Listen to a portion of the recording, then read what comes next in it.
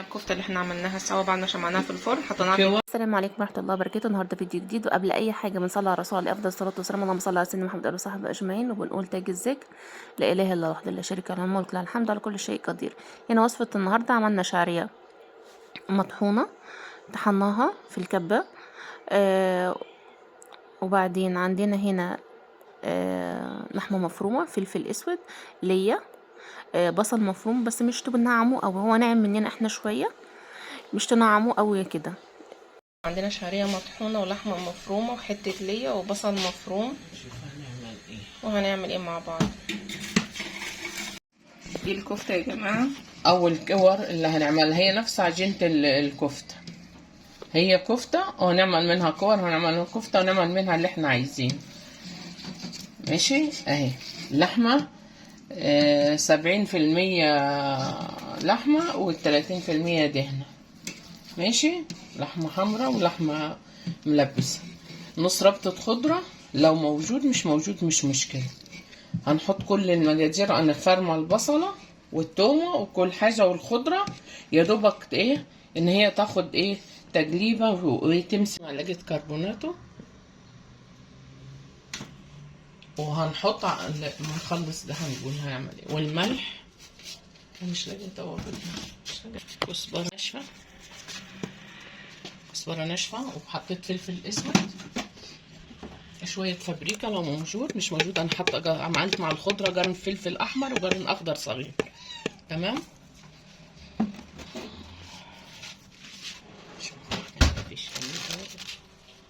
وحطينا كيس توابل هنا، اي توابل انت بقى بتحبيها حطيها على الكفته، حابه تطعميها عليها اللي يريحكم.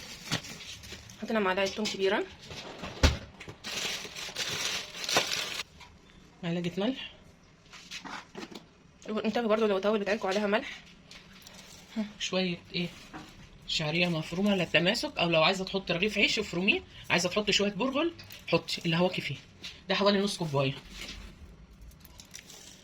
شعريه على الكيلو.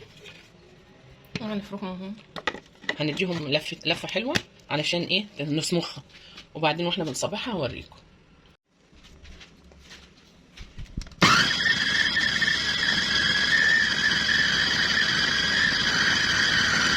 صمغته جميله ازاي، عامله زي العجينه زي الفل. خلاص هنروح نصبحها، يعني نعملها كفته سيخ، يعني نعملها كور ونحطها في الطبيخ مع الكوسه مع الباميه مع اي خضار، وهوريها لكم. يعني دوبك هنشوحها في الحله كده مع البصله، وبعدين نروح حاطين الخضار كله عليه بس. هنا يا جماعه هم عملناهم كور، عايزين ايدينا شويه زيت وقعدنا نصبحهم طبعا بالشكل اللي انت عايزاه، دواير صوابع. اللي هنحطه في الخضار هنعمله كور يا جماعه اعملهم كور عشان مش تفكك منكم. عصوا ايديكم زيت كده وتكوروها، عايزين تخرموها ممكن تشيشوها كور كده على السيخ عادي وتشوها. احنا هنشمعها في الفرن، يعني نحطها في الفرن بتاع ربع ساعه تتشمع علشان لما تنحط في الفريزر ما تعجنش. واي طبيخ بنجيبه ونروح زاجلينه في الصلصه مع الطبيخ، وهوريكم احنا بنحطها على الطبيخ دلوقتي. هنحطها فين؟ في الفرن ربع ساعه لو تتشمع بس كده، وبعدين ايه نرميها في اي خضار. لما نوريكم دلوقتي واحنا بنعملها في الطبيخ هتشوفوها. ممكن في الحله لو انت عايزه تعملي على طول تشوحيها في قعر الحله كده، وتروح حاطه صلصه وحاطه الخضار عليه. مش هتقول لا يعني لو استوت تتاكل كده عادي؟ لا عادي، ما ممكن تتاكل زي الكفته عادي، مش فيها اي مشكله. وهنا الكفته بعد ما طلعت من الفرن وشمعناها هنحطها طبعا في الطبيخ في الصلصه. عايزين صلصه بس كده، في الخضار، في الفاصوليا، في الكوسه، في اي خضار انتوا بتحبوه عايزين تعملوها بصلصه كده، بس عايزين تسووها وتاكلوها كده في الفرن زي الكفته عادي بالهنا والشفا، مفيش اي مشكله.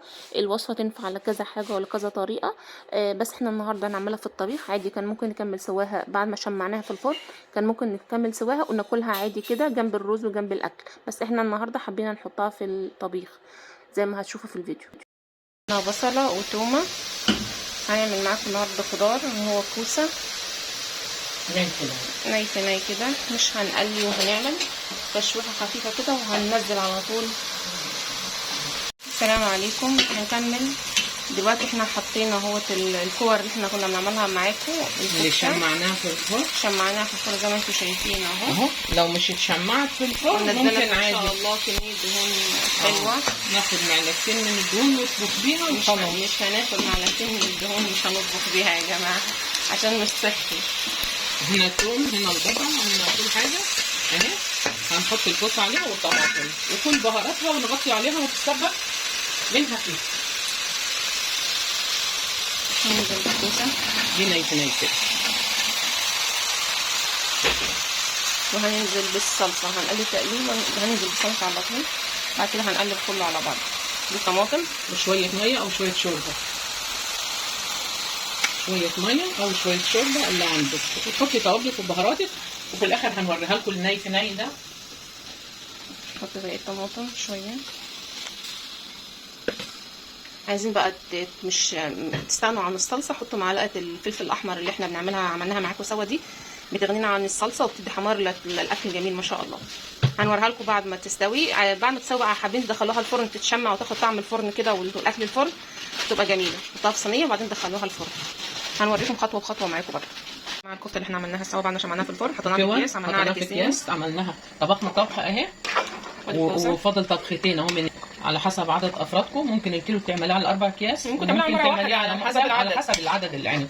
احنا عملنا الكيلو على 3 اهو. وشوفي ما شاء الله بيكفي يومين، يعني تلت الكيلو يكفي يومين. حطينا تلت كيس وعملنا كيسين تانيين.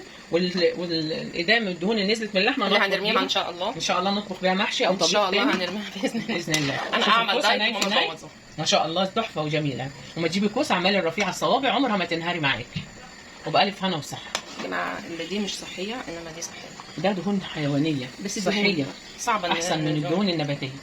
شايفه يا حبايبي اهي. يعني لو عملتوا الكيلو اللحمه المفرومه كور ممكن تعملوه على 4 طبقات او 3 على حسب عدد الاسر. بالهنا والشفا. وممكن على فكره تحطوهم بقى في صينيه وتدخلوهم الفرن، هياخد بقى طعم الفرن والطعم هيبقى تحفه وجميل.